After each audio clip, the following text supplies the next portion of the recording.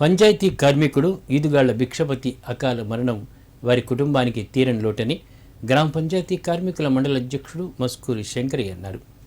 సిద్దిపేట జిల్లా తౌట మండలం వెంకట్రావుపేట గ్రామానికి చెందిన పంచాయతీ కార్మికుడు భిక్షపతి గత రాత్రి గుండెపోటుతో మృతి చెందాడు. విషయం తెలుసుకున్న ఆయన కుటుంబాన్ని తోటి కార్మికులతో కలిసి పరామర్శించి ఆర్థిక సాయం అందజేశారు. ఈ సందర్భంగా మాట్లాడారు. గ్రామ పంచాయతీ సఫాయి కార్మికుడు పొద్దుంతా పనిచేసి నిద్రించే సమయంలో భిక్షపతి గుండెపోటుతో మరణించడం చాలా బాధాకరమన్నారు. సఫాయి కార్మికుడిగా సెలవంటూ లేకుండా పనిచేసిన భిక్షపతి అకాల మరణాన్ని జీర్ణించుకోలేకపోతున్నామన్నారు. ఆయన ఆత్మకు శాంతి చేకూరాలని, ఆయన కుటుంబ సభ్యులకు మనోధైర్యం అందించాలని భగవంతుణ్ణి కోరుకున్నట్టు తెలిపారు. అతని కుటుంబానికి ఎల్లవేళలా అండగా ఉంటామని హామీ ఇచ్చారు. అందరం